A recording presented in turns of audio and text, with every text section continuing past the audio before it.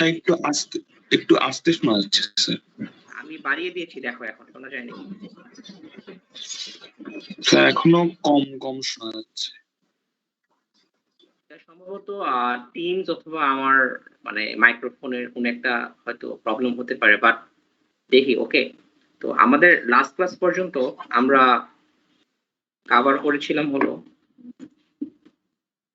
একটু দেখি যে আমাদের বেসিক কনসেপ্টস এর মধ্যে তোমার পাওয়ার পর্যন্ত আমরা দেখেছিলাম। পাওয়ারের জিনিসগুলো আবার আসবে তোমাদের, বাট এখানে আপাতত আমরা পাওয়ারের এই জিনিসটা দেখেছিলাম যে আমাদের যদি সার্কিটসে সোর্স এবং রেজিস্টিভ এলিমেন্ট থাকে তাহলে সোর্সের পাওয়ার কিভাবে বের করতে হয় আর রেজিস্টিভ এলিমেন্টের পাওয়ার কিভাবে বের করতে হয়, এবং সেই সাথে তোমাদের একটা সাইন কনভেনশন দেখানো হয়েছিল এটা বোঝানোর জন্য যে আমার যে পাওয়ারের যে লটা, যে আমার যতটুকু পাওয়ার প্রডিউস হবে ততটুকু পাওয়ার কি অ্যাবজর্বড হবে, তাই না? জেনারেট যতটুকু হবে ততটুকু কিন্তু অ্যাবজর্ব হতে হবে। তো এখানে কখনো কখনো আবার এমনও দেখেছি আমরা যে কিছু সোর্স এমনও হয় যে তারা পাওয়ার জেনারেট না করে, তারা আবার অ্যাবজর্ব করে। ওকে, তো এই পর্যন্ত ছিল হলো লাস্ট ক্লাসের কন্টেন্ট। আমাদের আজকের ক্লাসে আমরা যেটা করব সেটা হলো তোমাদের প্রথমত আমরা সোর্স নিয়ে আগে দেখব যে আমাদের কি কি ধরনের সোর্স তোমাদের নরমালি এই ডিসি সার্কিটে থাকবে, ডিসি অথবা এসি সার্কিটে।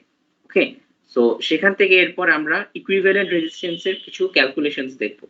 তো এখানে তোমাদের টোটাল দুই রকম সোর্স পসিবল, একটা হলো ইন্ডিপেন্ডেন্ট সোর্স আর একটা হলো কি ডিপেন্ডেন্ট সোর্স। ইন্ডিপেন্ডেন্ট সোর্স তোমরা অলরেডি দেখে আসছো, ঠিক আছে? যেটা সবচেয়ে বেশি কমন ইউজ হয় সেটা হলো কি voltage source.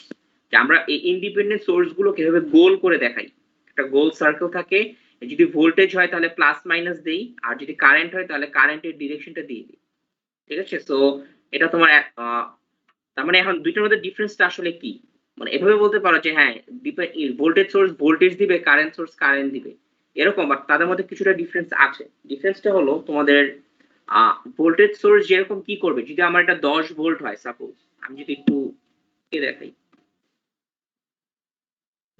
Sir slide of হয়ে গিয়েছে, স্লাইড তো নাই। স্লাইড কি দেখা যাচ্ছে না? স্যার দেখা যাচ্ছে স্যার, দেখা যাচ্ছে। হ্যাঁ দেখা যাচ্ছে। তো আমরা যদি একটু দেখি যে এখানে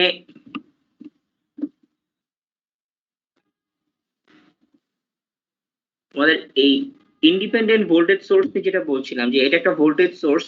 এখানে ধরো আমরা যদি বলি একটা 10 ভোল্ট সোর্স, ওকে, সো 10 ভোল্ট মানে ও আসলে কি এখানে 10 ভোল্টেজ ডিফারেন্স রাখবে এই দুটো টার্মিনালের মধ্যে। এখন প্লাস মাইনাস থাকা মানে আসলে কি এই দুইটা পয়েন্টের রেসপেক্ট, মানে তোমার এখানে হয়তো এমনও হতে পারে যে এটা 0 ভোল্ট, তখন এটা কি হবে 10 ভোল্ট, ঠিক আছে? এখন যদি এরকম হয় যে এখানে 10 ভোল্ট আছে প্লাস মাইনাস, তো তার মানে এটার রেসপেক্টে তখন এখানে কত ভোল্টেজ হবে 20 ভোল্ট, তার মানে ও তখন 10 ভোল্ট ডিফারেন্স রাখবে আর কি। এখন ভোল্টেজ সোর্স তোমাদের একটা ফিক্সড ভোল্টেজ মেইনটেইন করবে, বাট ওর এখানে কতটুকু কারেন্ট বের ফ্লো করবে সেটা আমরা কেমনে বুঝবো? সার্কিটে যখন আমার রেজিস্ট্যান্স থাকবে, এই রেজিস্ট্যান্সের উপর ডিপেন্ড করে তোমার তখন কারেন্ট ফ্লোটা মেইনটেইন করবে। আমার যদি রেজিস্ট্যান্স কম হয় তখন কি কারেন্টটা বেশি ফ্লো করবে, রেজিস্ট্যান্স যদি বেশি হয় কারেন্টটা কম ফ্লো করবে। বোঝা গিয়েছে? সো এই ভোল্টেজ সোর্সের তোমার যে প্রপার্টিটা সেটা হলো সে একটা ফিক্সড ভোল্টেজ মেইনটেইন করবে, কিন্তু সে মানে ইচ্ছামতো current variable amount of current দিতে পারবে ডিপেন্ডিং অন কি অ্যামাউন্ট অফ রেজিস্ট্যান্স আমার এখানে লাগানো আছে। সিমিলারলি যদি আমি কারেন্ট সোর্সের কথা বলি, কারেন্ট সোর্স ধর এটা একটা 5 অ্যাম্পিয়ার কারেন্ট সোর্স সাপোজ, তো তার মানে কি ও 5 অ্যাম্পিয়ার কারেন্ট দিবে, বাট এখানে কতটুকু ভোল্টেজ ড্রপ আসবে সেটা আমরা কিভাবে বের করব, সেটা ডিপেন্ড করবে তার সাথে রেজিস্ট্যান্সটা, তার রেজিস্ট্যান্সের উপর।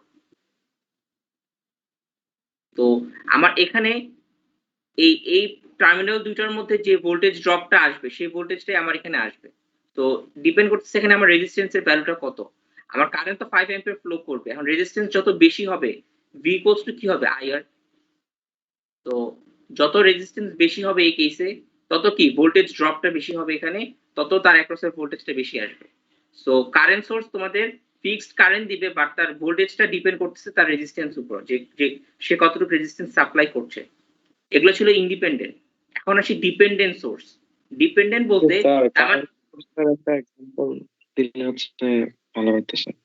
হ্যাঁ বলো। কারেন্ট সোর্সের एग्जांपल স্যার। কারেন্ট সোর্সের এক্সাম্পল এটা তোমাদের তোমাদের তো ইলেকট্রিক্যাল সার্কিটে ল্যাব করো নাই, ঠিক আছে? ল্যাব করলে হয়তো তোমাদেরকে আমরা দেখাতে পারতাম যে ফিক্সড অ্যাম্পিয়ার দেয় আর কি, এরকম সোর্স আছে, ঠিক আছে? সো ভোল্টেজ সোর্স যেরকম সেরকম কারেন্ট সোর্স আছে, বাট তোমাদের যদি মানে ফিজিক্যাল লাইফে হয়তো ওরকম কারেন্ট সোর্স আমরা দেখি না, ঠিক আছে? আমরা যেগুলো ইউজ করি আমাদের ধরো মানে আমাদের বাসা বাড়িতে যে সকেট পয়েন্ট গুলো থাকে সেগুলো কি সোর্স হতে পারে?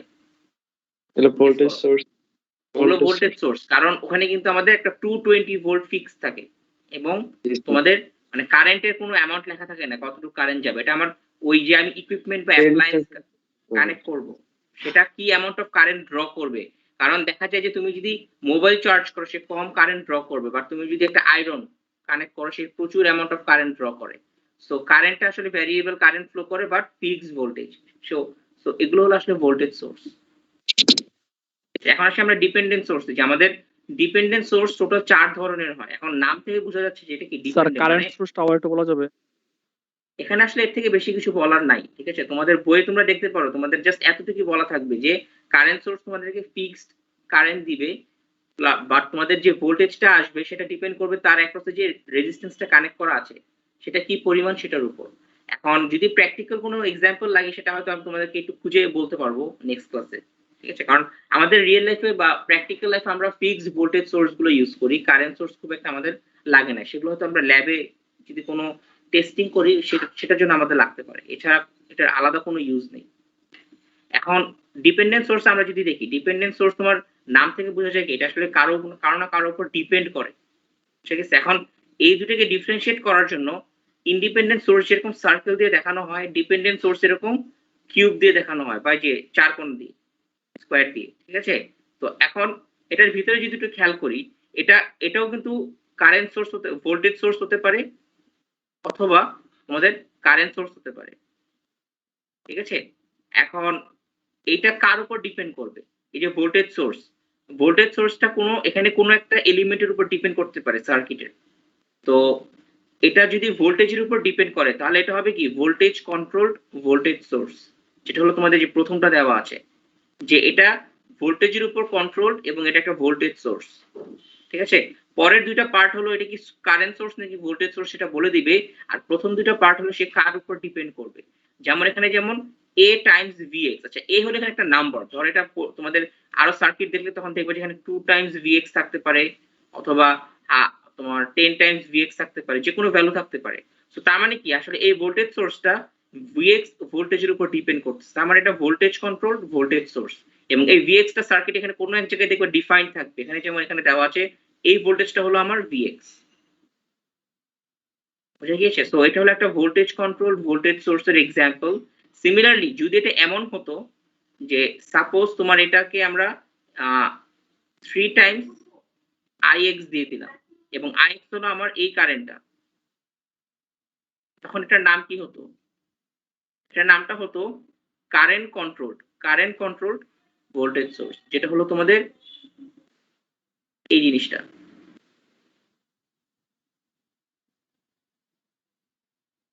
বুঝে গিয়েছে? তো কারেন্ট কন্ট্রোল ভোল্টেজ সোর্স হলো এটা। এরপর আসতেছে তোমাদের কারেন্ট সোর্স গুলো, এগুলো হলো যে স্যার কারেন্ট একটু রিপিট করবেন ওই কারেন্ট সোর্স ভোল্টেজ সোর্সটা, ওটা মানে একটু আগে যেটা বলছিলেন। আপাতত দেখে যাও, ঠিক আছে? তোমাদের যদি মানে এই জিনিসগুলো আসলে খুব একটা তেমন কঠিন কিছু না। এখানে দেখো তোমাদের যেটা বললাম যেটা একটা ভোল্টেজ সোর্স, এটা ডিপেন্ড করছে হলো আইদার ভোল্টেজের উপর, কোনো একটা পার্টের ভোল্টেজ অথবা কোনো একটা পার্টের কারেন্টের উপর, ঠিক আছে? তো এখন এই পার্টের যে ভোল্টেজ হলে তখন কি হবে? ভোল্টেজ কন্ট্রোল ভোল্টেজ সোর্স হবে। যদি কারেন্টের উপর ডিপেন্ড করে তাহলে কারেন্ট কন্ট্রোল ভোল্টেজ সোর্স হবে। এই এখন এখানে আরো দুইটা কম্বিনেশন পসিবল। যদি এটা একটা কারেন্ট সোর্স হয় এটা কারেন্টের উপর ডিপেন্ড করতে পারে আবার ভোল্টেজের উপর ডিপেন্ড করতে পারে। যদি এটা ভোল্টেজের উপর ডিপেন্ড করে তাহলে হবে কি ভোল্টেজ কন্ট্রোল কারেন্ট সোর্স, যদি এটা কারেন্টের উপর ডিপেন্ড করে তাহলে হবে কি কারেন্ট কন্ট্রোল কারেন্ট সোর্স। এই হলো 4 ধরনের পসিবল। এখানে যেমন যে ফিগারটা দেওয়া, ধরো c টাইমস ix, c এর ভ্যালু ধরো তোমার 3 টাইমস ix। এখন ix টা এখানে কোথায় ডিফাইন করা আছে? ix টা হলো আমার এই কারেন্টটা, তার মানে কি এটার নাম তখন কি হবে? আমাকে বলো এই 4টার মধ্যে কোনটা এটা? Current control current source. Current control তার মানে এটা হলো আসলে কারেন্ট কন্ট্রোল কারেন্ট সোর্স, ঠিক আছে? সো এই জিনিসগুলো জাস্ট তোমাদের এখন যেমন দেখলা এটা এখানে তোমাদের আলাদা করে এটা বোঝার কিছু নেই, তোমাদের সার্কিটে এই জিনিসগুলো অনেক আসবে। সোর্স নিয়ে তোমাদের প্রত্যেকটা সার্কিটে তো সোর্স থাকবেই, ঠিক আছে? সো জাস্ট সোর্স গুলো কিরকম দেখতে বা কি কি ধরনের সোর্স সেটাই তোমাদের মাত্র মানে দেখালাম আর কি। স্যার 3 নাম্বারটা কারেন্ট কন্ট্রোল ভোল্টেজ সোর্স এটা হবে না? সিসিভিএস। দাঁড়াও, কোনটার কথা বলছো তোমরা? স্যার এই যে ডিপেন্ডেন্টের 3 নাম্বারটা। আচ্ছা, এখানে হয়তো এখানে একটা ভুল আছে, এটা তোমরা একটু কারেকশন করে নিও। এটা হ্যাঁ, এটা হবে কারেন্ট কন্ট্রোল ভোল্টেজ সোর্স, সিসিভিএস হবে, এখানে একটা এস চলে আসছে। ওকে, তো এটা আমি ঠিক করে দিব।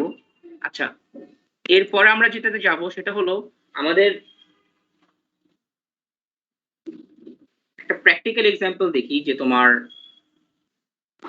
এটা আমাদের প্রায় লাইফে ইউজ হয়। সেটা হলো কি তোমাদের একটা ভোল্টেজ কন্ট্রোল ভোল্টেজ সোর্সের এক্সাম্পল দিতে পারবা, যেটা তোমাদের রিয়েল লাইফে তোমরা অনেক দেখেছো, অবশ্যই দেখেছো, বাট হয়তো ওভাবে চিন্তা করোনি। ট্রান্সফরমার, স্যালের রেগুলেটর স্যার। রেগুলেটর আসলে তোমাদের ওরকম মানে সোর্স না কিন্তু আসলে এটা, ঠিক আছে? ট্রান্সফরমার যেটা বললাম, ট্রান্সফরমার কিন্তু হ্যাঁ এটা একটা এক্সাম্পল যে তোমাদের একটা ভোল্টেজ কন্ট্রোল ভোল্টেজ সোর্স। আমাদের ট্রান্সফরমারের সিম্বলটা দেখতে কিরকম সেটা হলো নর্মালি আমরা ট্রান্সফরমার কিভাবে আঁকি, আমাদের প্রাইমারিতে একটা ওয়াইন্ডিং দেখাই আর সেকেন্ডারিতে একটা ওয়াইন্ডিং দেখাই। প্রাইমারিতে তোমার যে ভোল্টেজ সেটা সেকেন্ডারিতে আমরা পাই একটা টার্নস রেশিওর মাধ্যমে। So, এখানে আমার প্রাইমারি যে ভোল্টেজটা ভি প্রাইমারি সেটার উপর ডিপেন্ড করে সেকেন্ডারি ভোল্টেজটা ফিক্স হয়। তো আমরা কি বলতে পারি যে এটা একটা ভোল্টেজ সোর্স, আমরা এখানে কোনো কিছু যদি কানেক্ট করি, এই জায়গায় যদি আমরা কোনো একটা লোড কানেক্ট করি, তার মানে কি সে তখন এটাকে সোর্স হিসেবে চিন্তা করবে, তাই না? তো এখানে তোমার এটা আসলে কি একটা ভোল্টেজ সোর্স, কারণ সে তোমাকে একটা ভোল্টেজ দিচ্ছে এবং ও কার উপর ডিপেন্ড করছে, এই সার্কিটের ভোল্টেজের উপর। সো এটা একটা ভোল্টেজ কন্ট্রোল ভোল্টেজ সোর্স। তো এটা আমাদের রিয়েল লাইফ হয়তো তোমরা অনেক দেখে আসছো বাট ওভাবে চিন্তা করোনি। আচ্ছা, এরপর আমরা একটু ওপেন সার্কিট শর্ট সার্কিটের কনসেপ্ট দেখব। যে এখানে যদি আমরা একটু দেখি যে তোমাদের ওপেন সার্কিট শর্ট সার্কিট যদি বলি এটা কিভাবে তোমাদের আসতে পারে ক্যালকুলেশন।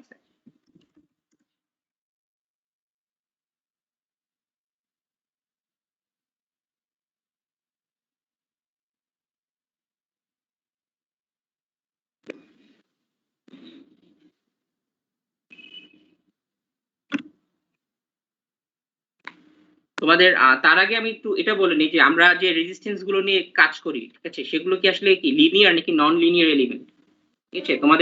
আমাদের যে রেজিস্ট্যান্স গুলো আমরা ইউজ করি সার্কিটে, সেগুলো যদি আমরা ভোল্টেজ কারেন্ট ক্যারেক্টারিস্টিক্সটা দেখি, সেটা দেখতে হবে কিরকম। আমাদের রেজিস্ট্যান্সের জন্য এটা যদি হয় কারেন্ট, এটা যদি হয় ভোল্টেজ, তাহলে তাদের ভ্যারিয়েশনটা কিরকম হবে? লিনিয়ার, তাই না? যেখানে আমাদের ফর্মুলাটা কি যে তোমার এইখানের স্লোপটা কি হবে আমাদের, আমি যদি উল্টা করে রেখেছি, ঠিক আছে, এটাকে যদি আমি ভিআই দিয়ে লিখি তাহলে কি হবে? যদি আমি বলি যে স্যার আপনি আঁকিয়েছেন কিনা বোঝা তো যাচ্ছে না স্যার, মানে আটকে আছে হয়তো। স্ক্রিনে কিছু আসছে না। স্যার এবার দেখতে পেয়েছি। আচ্ছা, এখানে এটা কোন কানেকশনের কারণে হয়তো একটু ল্যাগ করতেছে। আচ্ছা দেখা তো যাচ্ছে। আচ্ছা, তো আমরা এখন যদি রেজিস্ট্যান্সের কথা চিন্তা করি, রেজিস্ট্যান্সের তোমার ভোল্টেজ কারেন্ট ক্যারেক্টারিস্টিক্সটা কি হবে? একটা স্ট্রেট লাইন হয়, এটার স্লোপ আমাদের কি দেয়? স্লোপ আমাদের দেয় হলো রেজিস্ট্যান্স। রেজিস্ট্যান্স হলো ভি বাই আই। সো এটা হলো লিনিয়ার এলিমেন্ট, তার মানে কি ও রেজিস্ট্যান্স আসলে চেঞ্জ হয় না, ঠিক আছে, যদি টেম্পারেচার কনস্ট্যান্ট থাকে। তো রেজিস্ট্যান্স হলো আমাদের linear element, but non linear এলিমেন্টও কিন্তু আমাদের আছে, বাট ওগুলো হয়তো তোমাদের এই সিলেবাসের পার্ট না। একটা এক্সাম্পল যদি দেই, যে আমাদের যে লাইট বাল্ব ইউজ করি আমরা ফিলামেন্ট ল্যাম্পের, সেটার ভোল্টেজ কারেন্ট ক্যারেক্টারিস্টিক্স কিরকম হওয়া উচিত? শুরুতে হয়তো এরকমই হবে, কারণ তাদের যে ফিলামেন্টের যে রেজিস্ট্যান্সটা সেটা হয়তো শুরুতে কনস্ট্যান্ট থাকে, পরে গিয়ে কি হয়? তাপমাত্রা বাড়ে স্যার, এই জন্য রেজিস্ট্যান্স। হ্যাঁ, তাপমাত্রা বাড়ার কারণে কি তোমাদের রেজিস্ট্যান্সটা বেড়ে যাবে। সো এরকম টাইপের একটা গ্রাফ হয়ে যায়। সো লিনিয়ার এলিমেন্ট গুলোর কারেন্ট ভোল্টেজ ক্যারেক্টারিস্টিক্স গুলো হয় এরকম, বাট নন লিনিয়ার গুলো কিন্তু স্ট্রেট লাইন থাকে না। ওকে, আরেকটা এক্সাম্পল যদি দেই, এটা তোমাদের হয়তো এটাও সিলেবাসের পার্ট না, জাস্ট তোমাদের একটু দেখানোর জন্য। এটার উল্টা করে লিখতে হয়, এটা হলো আইভি লিখতে হয়, তাহলে জিনিসটা মিলে আর কি। সেটা হলো তোমাদের এরকম টাইপের একটা ক্যারেক্টারিস্টিক্স থাকে। এটা হলো তোমাদের কি, তোমরা নাম হয়তো শুনে আসছো ডায়োড, ঠিক আছে? জি স্যার। ডায়োড কি একদিকে কারেন্ট ফ্লো করতে দেয়, ফরওয়ার্ড বায়াস। হ্যাঁ, তো ফরওয়ার্ড বায়াস বা ও যখন ফরওয়ার্ড দিকে কারেন্ট ফ্লো করতে দিবে তার কারেন্ট ভোল্টেজ ক্যারেক্টারিস্টিক্স হয় এরকম। সো এগুলো আসলে কি নন লিনিয়ার এলিমেন্টের কারেন্ট ভোল্টেজ ক্যারেক্টারিস্টিক্স, আর এটা হলো বাম পাশেরটা হলো তোমাদের লিনিয়ার এলিমেন্টের, এটা হলো নন লিনিয়ার, এটা হলো লিনিয়ার। সো তোমাদের কাছে এটা দেখালাম যে আমরা যে রেজিস্ট্যান্স গুলো ডিল করি সেগুলো সবই হলো লিনিয়ার এলিমেন্ট। ওকে, এখন আসি হলো short open circuit short circuit. তো সার্কিটে যখন আমরা আঁকবো শর্ট সার্কিট কিভাবে বুঝাবো, ধরো তোমাদের এরকম একটা লাইন থাকবে, তো দুইটা পয়েন্টের মধ্যে যদি শর্ট হয়ে যায় সেটাকে আমরা শর্ট সার্কিট চিন্তা করতে পারি, একটা যদি আমরা এভাবে লাইন দিয়ে কানেক্ট করে দিই, ঠিক আছে। একটা কমন এক্সাম্পল দিই, যে তোমার ধরো এরকম একটা রেজিস্ট্যান্স আছে, এটার ধরো এই নোডটার নাম হলো এ নোড, এই জায়গাটার নাম হলো বি, এবং এখানে আরেকটা তার দিয়ে এভাবে কানেক্ট করে দেওয়া আছে। তো তাহলে কি এটা কিন্তু অ্যাকচুয়ালি শর্ট হয়ে যাচ্ছে, তাই না? আমি কানেক্ট করে দিচ্ছি এই দুইটাকে, সো তার মানে এখানে কোনো রেজিস্ট্যান্স নাই, তার মানে আসলে এই দুইটা সেম, এই দুইটা জায়গা হলো সেম। সো তখন এটা কি শর্ট মানে বলতে হবে যেটা শর্ট সার্কিট। এখন এই অবস্থায় তোমাদের শর্ট সার্কিটের রেজিস্ট্যান্স কত হওয়া উচিত থিওরিটিক্যালি? 0 জিরো, কারণ শর্ট সার্কিট আসলে কি কোনো রেজিস্ট্যান্স থাকে না, তো এখানে তোমাদের রেজিস্ট্যান্স হবে জিরো। তার মানে এখানে যদি কোনো ভোল্টেজ ড্রপের কথা চিন্তা করি, আমার যদি কোনো কারেন্ট ফ্লো করে আমাদের কি হয়, একটা ভোল্টেজ ড্রপ হয় এখানে, তাই না? প্লাস যদি এইদিকে কারেন্ট ফ্লো করে তাহলে কি এইদিকে প্লাস হবে, এদিকে মাইনাস হবে ভোল্টেজ ড্রপটা। আর যদি উল্টা দিকে কারেন্ট ফ্লো করে তাহলে কি হবে, এদিকে প্লাস হবে এদিকে মাইনাস হবে ভোল্টেজ ড্রপ। এখন এরকম শর্ট সার্কিট সিচুয়েশনে ভোল্টেজ ড্রপ কত হবে তাহলে? আমার তো রেজিস্ট্যান্স নাই, তো V = IR যখন করব আমার ভোল্টেজ ড্রপটাও জিরো হবে, ঠিক আছে। এটা হলো শর্ট সার্কিটের প্রপার্টি। আর ওপেন সার্কিট আমরা কিভাবে বুঝাবো, ধরো তোমাদের এরকম একটা রেজিস্ট্যান্স আছে, এরপর এখানে একটা গ্যাপ, তারপর আবার এখানে আছে এরকম। এখন এটা কি আমরা বলতে পারবো এটা একটা কমপ্লিট সার্কিট? না। সো না, ওপেন সার্কিটকে তখন আমরা চিন্তা করি এরকম করে যে এটা একটা ওপেন সার্কিট, মাঝখানে কানেকশন নাই, ওপেন। তো এইটার রেজিস্ট্যান্স কত হওয়া উচিত? স্যার অসীম। ইনফিনিটি হওয়া উচিত। একটু হোল্ড করতে হবে।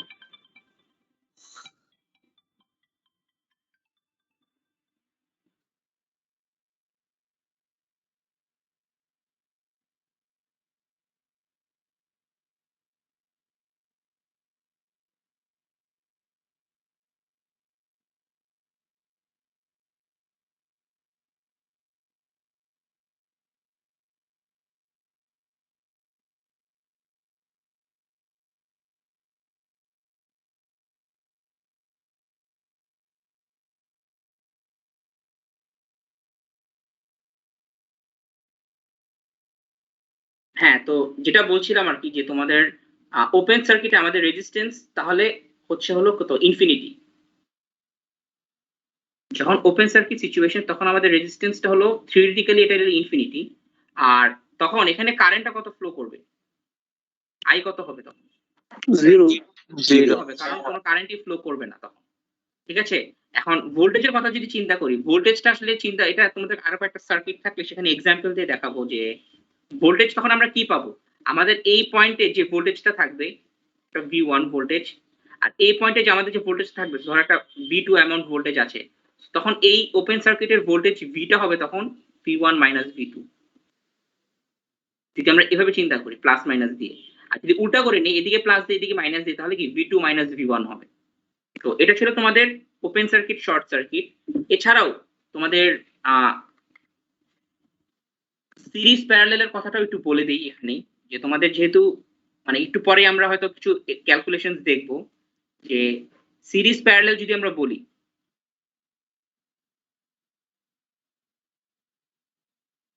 যে আমাদের তোমরা এগুলো অলরেডি পড়ে আসছো তাই না, যে আমাদের যদি দুইটা এলিমেন্ট সিরিজে থাকে, সিরিজ কানেকশনের কথা যদি বলি, সিরিজ কানেকশন, ধরো এ একটা রেজিস্ট্যান্স আছে R1 আর এ একটা রেজিস্ট্যান্স আছে R2, তো তারা যদি সিরিজে থাকে তাহলে টোটাল রেজিস্ট্যান্স আমার কত হবে? টোটাল রেজিস্ট্যান্স হবে হলো R1 + R2। এগুলো একদম বেসিক এলিমেন্টারি জিনিসগুলো তোমরা অলরেডি দেখে আসছো। আর যদি প্যারালাল কানেকশন থাকে, প্যারালাল কানেকশন, তখন তোমাদের এখানে যদিও দুই রকম ফর্মুলা আছে, যদি তোমাদের এরকম হয় যে তিনটা রেজিস্ট্যান্স প্যারালালি আছে, ধরো R1 এটার সাথে প্যারালালি আছে হলো R2, তার সাথে প্যারালালি আছে কত R3, এই সিচুয়েশনে তোমাদের তখন রেজিস্ট্যান্স আর টোটালটা কত হবে, বা আমরা প্যারালেলে সিরিজে আমরা এগুলোকে আর এস বলি, প্যারালেলে আমরা এগুলোকে আর পি বলি প্যারালেল বোঝানোর জন্য। তো এখানে এই প্যারালেল রেজিস্ট্যান্সটা কত হবে সেই ফর্মুলাটাও তোমরা দেখে আসছো আগে। এটা হলো কি আমরা 1 বাই আর পি সমান হয় 1 by R one plus 1 by R two plus 1 by R three. ঠিক আছে, যদি একটু সিম্পলিফাই করে লিখি তাহলে আর পি সমান হবে আমার 1 by R one plus 1 by R two plus 1 by R three. এরপর এটা কি করতে হবে, ইনভার্স করতে হবে। ওকে, এখন এটার একটা সিম্পলিফিকেশন আছে, সিম্পলিফিকেশন গুলো তোমাদের বলে রাখছি কারণ ক্যালকুলেশনের সময় এরকম আসে, আমরা এগুলোকে দ্রুত করব। সেটা হলো যদি এরকম হয় যে আমাদের দুইটা রেজিস্ট্যান্স আছে আর1 আর আর2, তখন কি হবে? যদি আমাদের দুইটা রেজিস্ট্যান্স থাকে তখন একটা সিম্পল ফর্মুলা অ্যাপ্লিকেবল আছে, সেটাও তোমাদের জেনে রাখতে হবে দ্রুত ক্যালকুলেশন করার জন্য। যে আমাদের যদি জাস্ট এটা শুধুমাত্র যদি দুইটা রেজিস্ট্যান্স হয়, তোমরা এখানে R one 1 by R one 1 by R two কে সিম্পলিফাই করবা যোগ করে, তখন তোমরা প্যারালেল ফর্মুলাটা এটা পাবা, সেটা হলো কি আর1 আর2 ডিভাইডেড বাই আর1 প্লাস আর2। এই ফর্মুলাটা আমাদের খুবই কাজে লাগবে কারণ এরকম অনেকবার আসবে, এরকম দুইটা করে রেজিস্ট্যান্স প্যারালেল আছে, সেগুলোকে তাড়াতাড়ি করার জন্য R one R two divide by R one plus R two use করব। বাট যদি অনেকগুলো থাকে তখন আমরা এটাকে ট্রেডিশনাল ওয়েতেই করব। ঠিক আছে, এটাকে তুমি যদি তিনটার জন্য করো তাহলে এখানে আরো অনেক টার্ম আসবে প্লাস প্লাস দিয়ে, সো আমরা এর জন্য ওগুলোকে সিম্পলিফাইড ফর্মে লিখি না, এভাবেই ক্যালকুলেশন করে ফেলি। এখন আরো একটা সিম্পলিফিকেশন তোমাদের জানতে হবে, সেটা হলো যদি আমাদের সেম রেজিস্ট্যান্স হয় তখন প্যারালেল রেজিস্ট্যান্সটা কত হবে। যদি আমাদের আর1 এবং আর2 দুইটার ভ্যালু যদি আমাদের 10 হয়, সাপোজ এটার ভ্যালু 10 ওহম, এটার ভ্যালু 10 ওহম, তখন কি হবে? 5 সিম্পলিফিকেশনটা হলো তখন এটা 10 10 থাকলে তখন এটা হাফ হয়ে কত হবে 5 ওহম। এখানে বসেই দেখতে পারো ফর্মুলায়, যদি তিনটা 10 ওহম প্যারালেলে থাকে তখন কি হবে 10/3। তার মানে প্যারালেলে যদি ইকুয়াল রেজিস্ট্যান্স নাম্বার অফ বার থাকে রিপিট করে, ধরো তোমার 10 ওহম রেজিস্ট্যান্স 10টা প্যারালেলে আছে, তখন কি 10 বাই নাম্বার অফ রেজিস্ট্যান্স 10 হবে। তো এই সিম্পলিফিকেশনটা তোমাদের পসিবল হবে শুধুমাত্র যদি আমাদের রেজিস্ট্যান্স গুলো ইকুয়াল হয়। এখন যদি একটা 10 হয় আর একটা যদি 8 হয় তাহলে কিন্তু আমরা বলতে পারবো না কত হবে। এখানেও তোমাদের আরেকটা সিম্পলিফিকেশন বলে দিই, মানে এই জিনিসগুলো ক্যালকুলেশন যখন করবা অনেক সময় অনেকে ভুল করে, এই জিনিসগুলো বুঝো না, বাট আমরা দেখলে বুঝে ফেলি। যেমন তোমাদের একটা রেজিস্ট্যান্সের ভ্যালু, ধরো তোমার এখানে এটা একটা এক্সাম্পল দিই, ধরো এটার ভ্যালু হলো 10,000 আর এটার ভ্যালু হলো সাপোজ 1। এখন এই দুটো যদি প্যারালেল করি আমরা, ভ্যালুটা 10,000 এবং 1 এর মধ্যেই হবে কোন একটা ভ্যালু, বাট কার কাছাকাছি আসবে? ঠিক আছে, এগুলো প্যারালাল করলে একের কম হবে স্যার। এটা 1 এর কাছাকাছি হবে। এর কম যেটা লোয়ার one এর রেজিস্ট্যান্স, যেটা লোয়ার রেজিস্ট্যান্স তার কাছাকাছি আসবে, তাই না? আমরা এভাবে চিন্তা করতে পারি যে একটা হলো 1 ওহম আছে, একটা হলো 1 ওহম আর এটা হলো 10,000। প্যারালাল করলে ছোটটার থেকেও কম হয় স্যার। ছোটটা থেকে কি কম হয়, মানে তার কাছাকাছি আসবে, আমি সেটা বলতে চাচ্ছি যে ছোটটার থেকে কম হবে। ছোট থেকে কম হবে, ঠিক আছে, এটা ঠিক আছে কম হবে বাট তার কাছাকাছি আসবে। তো কেউ যদি 1 এবং 1000 করে তোমরা যদি 10,000 50,000 পাও, তার মানে কি তুমি অবশ্যই ভুল করেছো কোথাও, তাই না? অনেকে এরকম ভুলও করে, রেজিস্ট্যান্স প্যারালেল করতেছে বাট তারা বুঝতেছে না ভুলটা কোথায়। ঠিক আছে, তো এই জিনিসগুলো তোমাদের আসলে কি মানে জানতে হবে যে আমরা যখন দুটাকে প্যারালেল করব, মানে এগুলো হলো ওয়েট, যে কম তার কাছাকাছি ভ্যালুটা আসবে। যদি দুইটাই ইকুয়াল পরিমাণ হয় তার মানে কি তখন মাঝামাঝি আসবে, যেটা হলো কি 5। আচ্ছা, সো এটা আমি একটু মুছে দিচ্ছি যে এটা আসলে এখানকার পার্ট না, জাস্ট তোমাদের একটু বলার জন্য। ওকে, আচ্ছা, এরপর আমরা আরো কিছু, এগুলো সবই কিন্তু তোমাদের বেসিক, যে আমরা এখনো কিন্তু একটা সার্কিটও শুরু করিনি ক্যালকুলেশন। ওকে, আস্তে আস্তে শুরু করব। যে তোমাদের সোর্স নিয়ে বললাম, তোমাদের ওপেন সার্কিট শর্ট সার্কিট নিয়ে বললাম, এবার আসি হলো নোড ব্রাঞ্চ এবং লুপ। এগুলো আমাদের আগে বুঝতে হবে যে সার্কিটে আমাদের নোড কোনটা, ব্রাঞ্চ কোনটা, লুপ কোনটা। এগুলো আমাদের ওই voltage, Kirchhoff's voltage law, current law, এগুলো অ্যাপ্লাই করতে কাজে দিবে। তো আমি যদি একটা এক্সাম্পল সার্কিট আঁকি যেটা দিয়ে আমরা এই সবগুলো জিনিস কভার করতে পারবো, সেটা এরকম একটা সার্কিট আমি আঁকি। এটা ধরো তোমাদের একটা প্লাস মাইনাস 10 ভোল্ট, এদিকে বোঝা যাচ্ছে একটু হেজি হয়ে গেছে।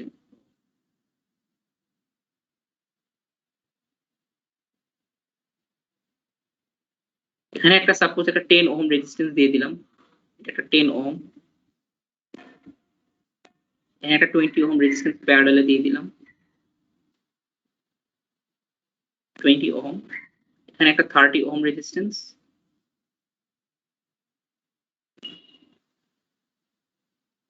প্যারালাল দিলাম, আর এখানে একটা কারেন্ট সোর্স আমি প্যারালাল দিয়ে দিলাম। আশা করি এই সার্কিট দিয়ে তোমাদের সবগুলো কনসেপ্ট ডেমনস্ট্রেট করা যাবে। আর এটা একটা ধরো একটা ভ্যালু দিলাম 5 অ্যাম্পিয়ার। তো এখন এই সার্কিটে আমাদের নোড কোনগুলা, লুপ কোনগুলা, ব্রাঞ্চ কোনগুলা। ওকে, সো নোড হলো আমাদের যে কোনো এলিমেন্টের পয়েন্টগুলোকে নোড বলবো। যেমন এই যে ভোল্টেজ সোর্স, তার এখানে একটা পয়েন্ট আছে, এটা যে কোনো জায়গায় তুমি বসাতে পারো, ঠিক আছে। আমি ধরে নিচ্ছি যে এই যে দুটো এলিমেন্ট জয়েন হলো, এটা একটা নোড। সিমিলারলি এটা আরেকটা নোড। একইভাবে এই দুটো রেজিস্ট্যান্স এখানে জয়েন হলো, এটা একটা নোড। এটার সাথে এটা এখানে জয়েন হলো, এটা একটা নোড। আবার এদের সাথে এখানে এটা একটা জয়েন হলো। তো এই ডটগুলো আসলে কি সবই হলো নোড, ঠিক আছে। এখন নোডগুলোকে আমাদের নেমিং করতে হয় বা নাম্বারিং করতে হয় ক্যালকুলেশন করার জন্য। সো এটা খুবই ইম্পর্টেন্ট। ধরো এই নোডটার আমি নাম দিলাম, অনেকে 1 2 3 দিয়ে করে, অনেকে ABCD দিয়ে করে। আমি তোমাদেরকে ABCD দিয়ে দেখাচ্ছি যে এটা যদি একটা A নোড নাম দিলাম, এখন এখানে এটার নাম দিলাম আমি B নোড। এখন সেম নোড বলে একটা কথা আছে যে তোমাদের দুইটা নোডই সেম হয় যখন আমাদের তাদের মধ্যে শর্ট থাকে, তখন কিন্তু এটাকে C নোড বললে হবে না, এটাকে D নোড বললে হবে না। কেন? কারণ এই দুটো নোড আসলে কি সেম, কারণ তাদের মধ্যে শর্ট করা, কোনো রেজিস্ট্যান্স নাই, কোনো এলিমেন্ট নাই। তার মানে তোমাদের যদি দুইটা নোডের মধ্যে কোনো এলিমেন্ট না থাকে তাহলে দে আর সেম নোড, তখন তাদেরকে একই নাম বলতে হবে। এটা B নোড, এটাও B নোড। তাদেরকে চিন্তা করতে হবে তারা আসলে একটা সেম নোড, ঠিক আছে, এভাবে চিন্তা করতে হবে। তো এটা ক্যালকুলেশনে খুবই জরুরি, সেম নোডগুলো বের করা। আর এখানে এটার একটা নাম দিলাম C নোড, AB, এবার C, তাহলে এগুলো কি হবে? এগুলো C হবে, তাই না? কারণ এখানে তো কোনো এলিমেন্ট নাই। তো এই জিনিসগুলো আসলে আমাদের তখন C নোড বলা হবে। এইগুলো তোমাদের নোড।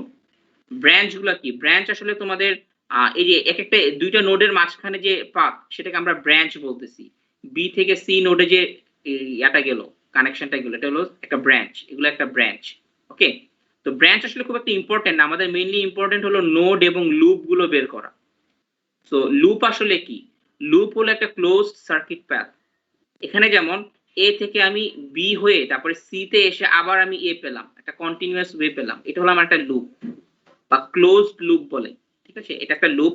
সিমিলারলি এ থেকে শুরু করে এটা নিয়েও কিন্তু এটা একটা লুপ, এটা আরেকটা ডিফারেন্ট লুপ। সিমিলারলি এ থেকে এই 10 এই কারেন্ট সোর্স নিয়ে এটা আরেকটা লুপ। তার মানে এখানে আমার টোটাল কয়টা লুপ পসিবল বলতে পারবা? এগুলো তোমাদের অনেক থাকে তোমরা যারা সোশ্যাল মিডিয়া ইউজ করে, এখানে অনেক ধরনের এরকম টাইপের ইয়া আসে। যাই হোক, এখানে তোমাদের এটা ইম্পর্টেন্ট, এই জন্য এটা তোমাদের বলতে হবে এখানে টোটাল কয় ধরনের লুপ পসিবল।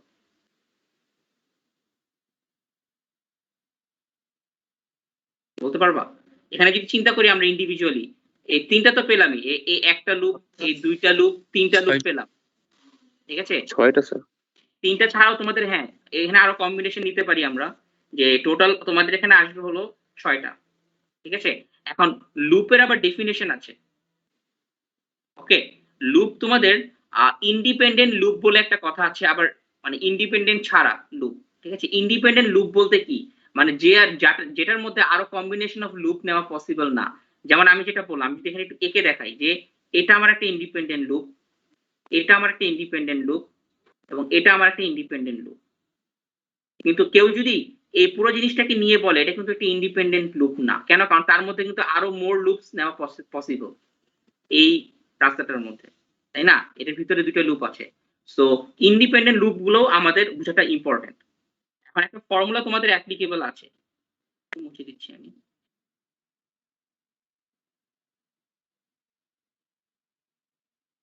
ফর্মুলাটা হলো তোমাদের নাম্বার অফ হলো তোমাদের, যদি একটু দেখি যেখানে বি সমান, এটাতে তোমাদের বই দেওয়া আছে, এটা হলো সম্ভবত ব্রাঞ্চ। ব্রাঞ্চ সমান হলো তোমাদের এল প্লাস এন মাইনাস 1। ওকে, আচ্ছা, সো এখানে এলটা আসলে কি? এলটা হলো আমার ইন্ডিপেন্ডেন্ট লুপ।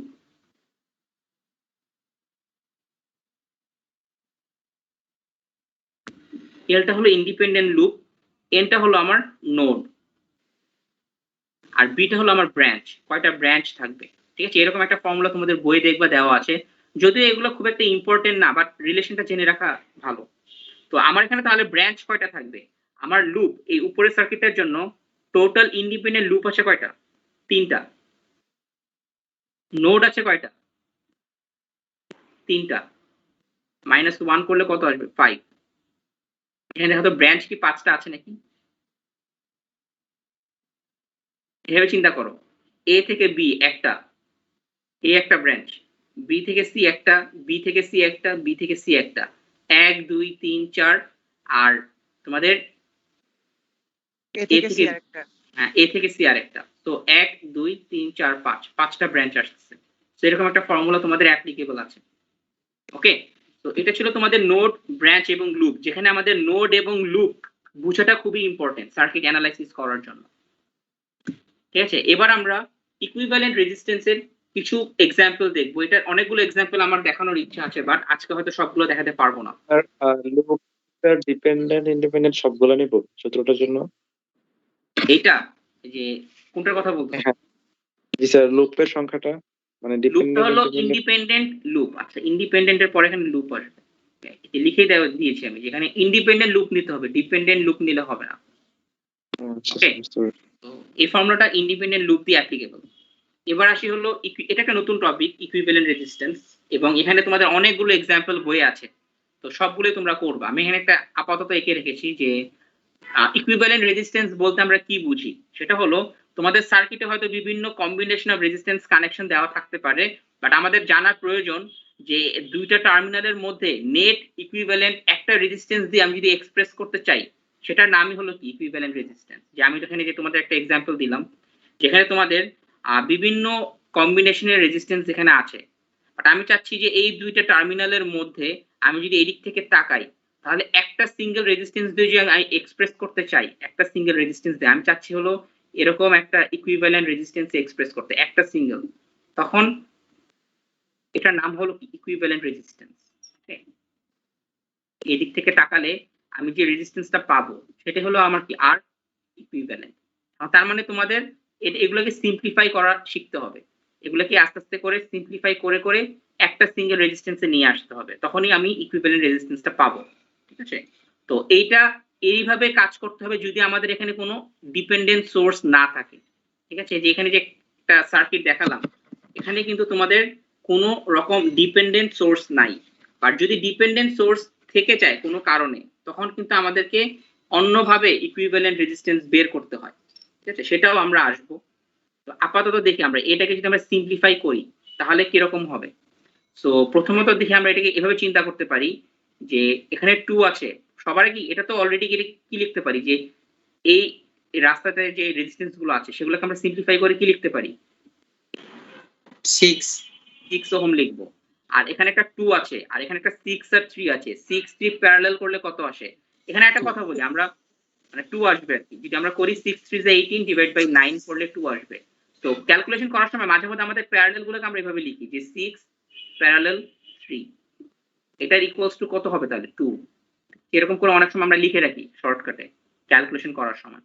তো প্রথম স্টেপে আমরা যদি আঁকি, আমাদের সার্কিটটা দেখতে হবে এরকম যে এটা হলো আমাদের 4 ওহম, তারপরে তার সাথে তোমার এখানে একটা 2 ওহম আছে, এবং এখানে যে দুটো প্যারালাল ছিল সেটাকে আমরা সিম্পলিফাই করলে 2 ওহম পাবো। আর এখানে আমার 5 আর 1 মিলে আমাকে দিতে হলো কত, 6। তো এখান থেকে আমাদের এখানে একটা 8 আছে, 8 ওহম। আমাদের এই দুইটা টার্মিনাল থেকে আমাদের আর ইকুইভ্যালেন্ট দরকার, এটা হলো ফার্স্ট স্টেপ। সেকেন্ড স্টেপে আমাদেরকে এই ব্রাঞ্চটাকে সিম্পলিফাই করতে হবে। তো 2 2 মিলে আসলে কত, 4, আর 4 আর 6 এখানে প্যারালালে আছে। তো কেউ একজন আমাকে একটু বলো 4 এবং 6 প্যারালাল করলে কত আসে। 2.4 হ্যাঁ 2.4 এর মতো আসবে। So 2.4 ohm. সেটাকে আমি যদি সেকেন্ড স্টেপে সিম্পলিফিকেশন লিখি তাহলে তখন আমার এটা হলো 4 ওহম, এটা হলো তোমাদের 2.4, আর তার নিচে আসবে তোমাদের 8 ওহম। আমাদের এই আর ইকুইভ্যালেন্টটা দরকার। দেয়ারফর আমাদের আর ইকুইভ্যালেন্ট এখন আমরা ডিরেক্টলি লিখে ফেলতে পারি, কত হবে 8 4 কত 12 14 13 14 তার মানে তোমাদের তখন রেজাল্ট হবে 8 প্লাস 2.4 প্লাস 8 করলে তোমাদের 14.4 ওহম আসবে। বুঝে গেছে? সো এটা ছিল সবচেয়ে বেসিক সিম্পল একটা এক্সাম্পল দিয়ে তোমাদেরকে ইকুইভ্যালেন্ট রেজিস্ট্যান্সটা বুঝালাম। ওকে, আরো কিছু এক্সাম্পল আমাদের পসিবল। ঠিক আছে, আমরা যদি মানে তুমি দেখবা যে সার্কিটটা দেখতে অনেক অনেক সিম্পল হয়, বাট আমাদের আঁকা থাকে এমন ভাবে যে দেখে মনে হয় অনেক কঠিন। ঠিক আছে, এরকম একটা সার্কিট যদি আমি আঁকি, ধরো তোমাদের সার্কিটটা দিলাম আমি হলো এটা, এগুলো সবই হয়তো বইয়ে কোথাও না কোথাও আছে, বই থেকেই নেওয়া। এটা হলো 8 ওহম,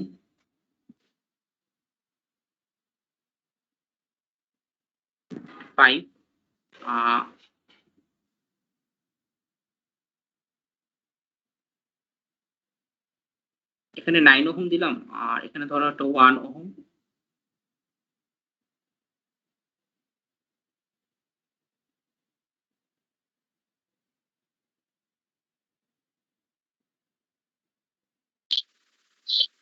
এখানে একটা 20 ওহম, আর এখানে একটা 20 ওহম দিচ্ছি।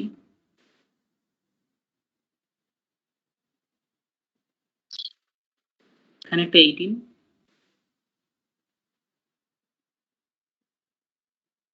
এই হলো ধরো আমার গিভেন সার্কিট।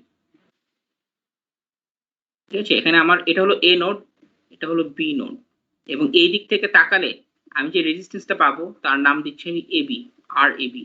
সো আর এবি ইকুইভ্যালেন্ট রেজিস্ট্যান্সটা আমার কত হবে, এটাকে তাহলে আমাকে সিম্পলিফাই করা জানতে হবে। ঠিক আছে, তো একটু বলো তাহলে ফার্স্ট স্টেপে আমি যখন সিম্পলিফাই করব, তোমরা চাইলে বারবার আঁকতে পারো ক্যালকুলেশন যখন করবা পরীক্ষার খাতায়, তখন এরকম করে যদি ইন্টারমিডিয়েট স্টেজে তোমরা সিম্পলিফাই করার পর সার্কিটগুলো আঁকো, তাহলে দেখতে ভালো, তোমার ট্র্যাক রাখা যায় যে কোনটার পর কি আসছে। ওকে, কেউ যদি ডিরেক্টলি লিখে দাও এখানে যে আমার আর ইকুইভ্যালেন্ট ভ্যালু হলো, একটা ভ্যালু দিয়ে দিলাম, তো সে কিভাবে পেলা এটা তো আমরা জানতেছি না, তো তখন তোমাকে মার্ক দেওয়া হবে না। অবশ্যই ক্যালকুলেশনসের স্টেপস গুলো দেখাতে হবে কিভাবে তুমি পেলা, তাই না? এটা কিন্তু বোঝা যাচ্ছে না, তুমি আর এবি ডিরেক্টলি যদি লিখে দাও এটা কিভাবে তুমি আসছে, ক্যালকুলেশনস গুলো রাখা ইম্পর্টেন্ট। তো ফার্স্ট স্টেপ কি হবে, আমাকে প্রথমে আমরা কোনটাকে সিম্পলিফাই করতে পারি? স্যার আমি যদি ছবি প্রতিবার না এঁকে, স্যার আমি যদি ছবি প্রতিবার না এঁকে R1 R2 নাম দিয়ে দেয় তাহলেও কি হবে না? অ্যাট লিস্ট ক্যালকুলেশন তুমি যেমন এখানে তুমি কাকে সবার আগে কোন দুটাকে সিম্পলিফাই করবা সেটা অ্যাট লিস্ট লেখা উচিত। যেমন আমি এখানে সবার আগে যদি বলি যে 20 এবং 5 কে সিম্পলিফাই করে একটা সিঙ্গেল রেজিস্ট্যান্সে নিয়ে আসবো, তাহলে আমার কাজ করতে ইজি হবে। ওকে, সো আমার তাহলে এখানে লিখে ফেলা উচিত যে আমি 20 প্যারালাল 5 করতেছি এখানে, এটার ভ্যালুটা যত আসবে, কত আসবে তোমরা করে দেখবা যে 4 ওহম আসতেছে। তার মানে কি, তাহলে আমি এখানে যদি বারবার না আঁকলেও অ্যাটলিস্ট 2-3 বার তো আঁকা উচিত, তাই না? সো এমনও হতে পারে যে কিছু সার্কিট তোমাদের হয়তো অনেকবার আঁকা হয়ে যাচ্ছে, সেখানে হয়তো তোমরা একটু কমাই দিতে পারো ইন্টারমিডিয়েট স্টেপস গুলো, বাট কিছু ওয়ার্কিংস রাখতে হবে। এখানে যেমনটা পেলাম আমি 4, আর এছাড়াও তোমার এখানে ছিল হলো, এটা হলো 9, এটা ছিল 18, আর এখানে ছিল তোমাদের, এখানে যেমন দেখো এখানে একটা 1 আছে, তাই না? কষ্ট করে 1 না লিখে এটাকে আমি চাইলে একটু, তোমরা যদি পেন্সিল দিয়েও আঁকো তাহলে কি তোমরা মুছে টুছে ঠিক করতে পারবা, তাই না? এটা হলো 20, আর এখানে হলো তোমাদের 2। আমি যদি চাই আমি একটু স্টেপস কমায় ফেলতে পারি, আমার এখানে 4 আর 1 যেটা, এটাকে সিম্পলিফাই করে আমি কি লিখতে পারি, 5 লিখতে পারি, তাই না? আমি এখানে একটু স্টেপস কমায় দিই, এখানে 4 আর 1 কে আমি একটা সিঙ্গেল রেজিস্ট্যান্স 5 দিয়ে লিখলাম।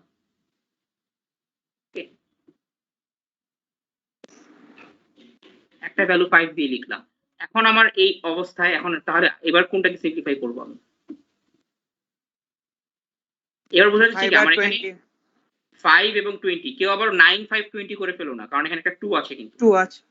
তো তোমার এখানে তখন আমাকে 5 এবং 20 কে সিম্পলিফাই করতে হবে। আমার এখানে স্টেপ 2 তে আবার তোমার 5 আর 20 প্যারালাল আসছে, তো এটা আবার 4 হবে।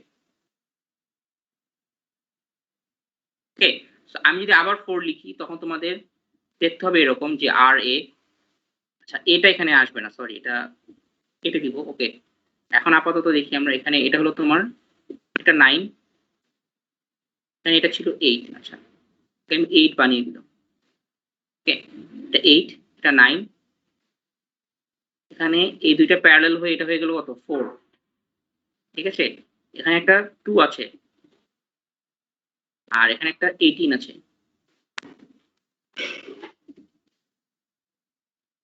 স্যার একবারে একাধিক স্টেপ দেখা যাবে না? একাধিক স্টেপ করতে পারা, যেমন আমি এখানে আর একটু সিম্পল করে ফেলতে পারি, আমি এখানে 2 আর 4 কে আলাদা না রেখে আমি এটাকে কি লিখতে পারি 6। স্যার এটা 2 নম্বর স্টেপে একবারে করে দিতে পারতাম না?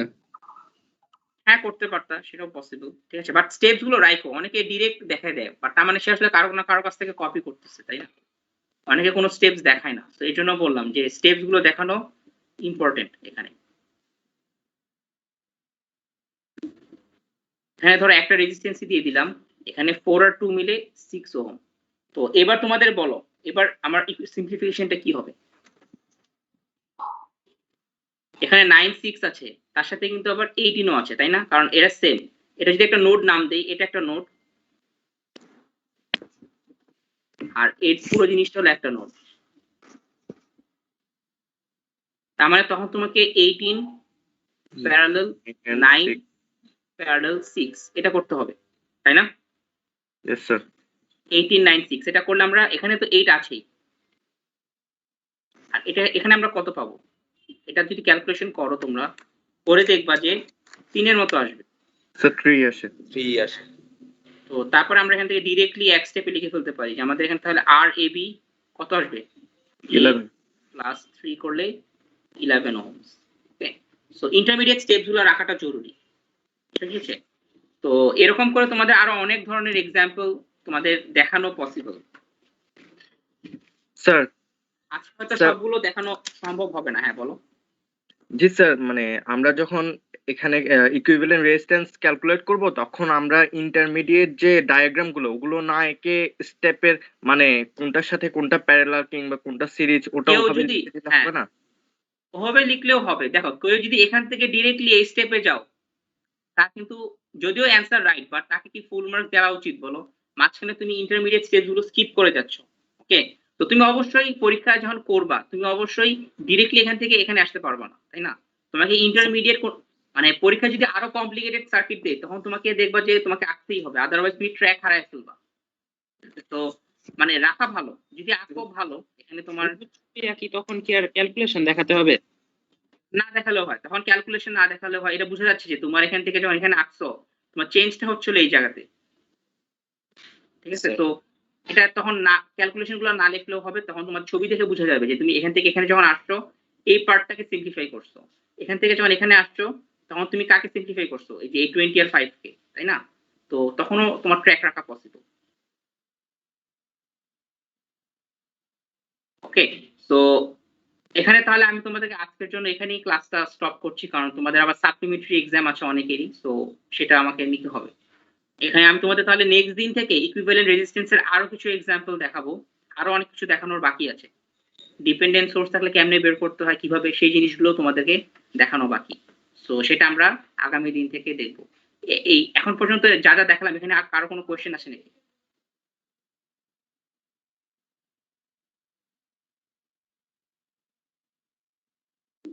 এই স্যার গত দিনের একটা প্রশ্ন ছিল ট্রান্সফরমারের ওইখানে স্যার ওই প্রাইমারি কয়েলের কারেন্টের উপরে নির্ভর করে না স্যার? আবার একটু বলো, কোশ্চেনটা রিপিট করো। সেকেন্ডারি কয়েলের ভোল্টেজটা প্রাইমারি কয়েলের ওই কারেন্টের উপরে নির্ভর করে না, ওই ইন্ডাকটিভ কারেন্টের উপরে? কারেন্টের মানে উপরে কি secondary ডিপেন্ড করবে? অবশ্যই না। এটা মানে কারেন্টটা কারেন্টের উপর ডিপেন্ড করে, বাট ভোল্টেজটা তোমাদের ট্রান্সফরমার চ্যাপ্টারটা কিন্তু এখানে আছে, আমরা তখন গিয়ে আবার জিনিসগুলো দেখব, ঠিক আছে? তোমাদের এই টপিকের আন্ডারে ট্রান্সফরমারের ইন্ট্রোডাকশনটা আছে, সেখানে তোমাদের ওই প্রাইমারি সার্কিটের ভোল্টেজ আর সেকেন্ডারি কয়েলের ভোল্টেজটার রেশিওটা ডিপেন্ড করে কি, এটা একটা নাম আছে টার্নস রেশিও বলে,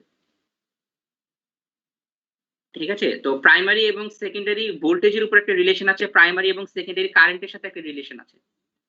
সো এরকম তোমার জিনিসটা এরকম যে আমরা প্রাইমারিতে যদি বেশি ভোল্টেজ পাই, মানে স্টেপ আপ স্টেপ ডাউন এই জিনিসগুলো ট্রান্সফরমার মানে চ্যাপ্টারটা যখন পড়াবো তখন জিনিসগুলো তোমাদের বললে বেটার হয়, কারণ এখন বলবো পরে ভুলে যাবা, ঠিক আছে? তোমাদের ট্রান্সফরমার দুই ধরনের হয়, step up step down. Step up ট্রান্সফরমারের কাজ হয় কি, মানে ভোল্টেজটাকে আপ করা বা বাড়ানো, যেই লেভেল আছে সেখান থেকে।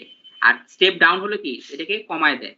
এখন ভোল্টেজ বাড়ালে কমালে আবার কারেন্টের উপরে কিন্তু একটা চেঞ্জ আসে, সেটাও তোমার স্টেপ আপ ট্রান্সফরমারে দেখা যায় যে তোমার কারেন্ট কমে যাচ্ছে, ভোল্টেজ বাড়তেছে বাট কারেন্ট কমে যাচ্ছে। এটা ফর্মুলা থেকে আসে, ঠিক আছে? আমরা এই জিনিসগুলো যখন ট্রান্সফরমার চ্যাপ্টারটা করবো তখন এই জিনিসগুলো আমরা সব আসবে। ওকে, আজকের জন্য আপাতত তোমাদের আমি এখানেই ক্লাসটা শেষ করতে চাচ্ছি। স্যার কিভাবে বুঝবো? বলো, আবার বলো। স্যার একটা সোর্স ডিপেন্ডেন্ট নাকি ইন্ডিপেন্ডেন্ট এটা কিভাবে বুঝবো? সুইচ তো না, সোর্স ডিপেন্ডেন্ট ইন্ডিপেন্ডেন্ট হয়। জি স্যার, এটা কিভাবে বুঝবো?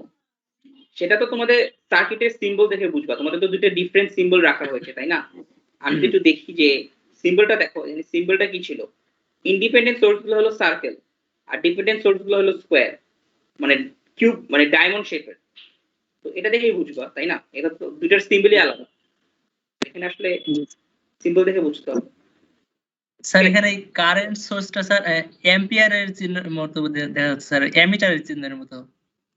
হ্যাঁ, অ্যামিটার চিহ্নের মতো লাগতেছে। ওকে, মানে কারেন্ট সোর্সটা দেখতে আসলে অ্যামিটার সাইনের মতনই, বাট আমাদের এখানে যখন সার্কিট অ্যানালাইসিস করব, আমাদের ভোল্ট মিটার অ্যামিটারকে আমরা কখনো সার্কিটে আঁকি না, ঠিক আছে? যদি কোথাও বলা থাকে হয়তো বলে দিতে পারে যে এই দুইটা টার্মিনাল বা এই দুটো নোডের মধ্যে, নোডগুলো বলে দিল। সার্কিটে হয়তো এক জায়গায় এ দেওয়া আছে, আরেক জায়গায় বি দেওয়া আছে, তো বললো যে এ এবং বি নোডের মধ্যে একটা ভোল্ট মিটার ধরা হলো, এখন ভোল্ট মিটার রিডিংটা কত হবে? তো কোশ্চেনটা কিন্তু খুবই সিম্পল। ভোল্ট মিটার রিডিং ধরে আমি যে ভোল্ট রিডিংটা পাবো সেটা আসলে তার মানে কি, ওই দুটো নোডের ভোল্টেজ ডিফারেন্সটাই তো আমাকে চাচ্ছে, তাই না? আমাকে VAB নোডের ভোল্টেজ ডিফারেন্সটা চাচ্ছে কোশ্চেন। তো এভাবে অনেক সময় কোশ্চেন আসে যে ভোল্ট মিটার ধরা হলো বা কারেন্টের জন্য অ্যামিটার ধরা হলো, কারেন্টটা তো সিরিজে লাগাতে হয়, তো বলা হলো যে A এবং B নোডের মধ্যে একটা অ্যামিটার বসানো হলো, তো এখন কারেন্ট রিডিংটা কত হবে? তো তোমাকে তখন ওই প্যাথের কারেন্ট কত হবে সেটা জানতে চাওয়া হচ্ছে। তো এই কোশ্চেনগুলো খুব একটা কঠিন, এগুলো কোশ্চেন পড়ে বুঝতে হবে কি চাচ্ছে। ওকে, সো আজকের জন্য আমি এখানে ক্লাসটা শেষ করে দিচ্ছি। তো স্যার, আমাদের, হ্যাঁ বলো। স্যার আর কি আমাদের কোনো- এই হ্যাঁ, স্লাইড গুলো এবং ম্যাটেরিয়াল গুলো স্যার আপনি আপলোড করেননি। তোমাদেরকে আমি রেকর্ডিং গুলো আপলোড করে দিচ্ছি, স্লাইড গুলো আপলোড করতেছি না, কারণ আমার এখানে মানে এই টপিকটা শেষ না হওয়া পর্যন্ত স্লাইড বাড়তে থাকবে। তা আমি তোমাকে যদি আজকে আপলোড করি, কালকে আবার এই একই স্লাইড দেখবে আরো বেশি পেজের হবে। এর জন্য আর কি আমি আপাতত আপলোড করছি না, ঠিক আছে? একবারে যখন এই টপিকটা শেষ হবে, নতুন টপিকে যাব, তখন এটা আপলোড করে দিব। জি স্যার, ওটা করলে বেটার হয় আসলে। আর ইন্টারমিডিয়েট তোমরা রেকর্ডিং থেকে বইটা তো ফলো করতেই হবে, ঠিক আছে? বইয়ের অনেক এক্সাম্পল আছে, এগুলো অনেকগুলো এক্সাম্পল বই থেকেই নেওয়া, তো তোমাদের বইয়ের এক্সাম্পল গুলো দেখতে হবে। ওকে, তাহলে আজকের জন্য আমি এখানেই শেষ করি। সাবিকুর বই না স্যার? হ্যাঁ হ্যাঁ, সাদিকুল বই। ওকে, খোদা হাফেজ তাহলে সবাই। জি স্যার, আসসালামু আলাইকুম। আসসালামু আলাইকুম স্যার। আসসালামু আলাইকুম স্যার।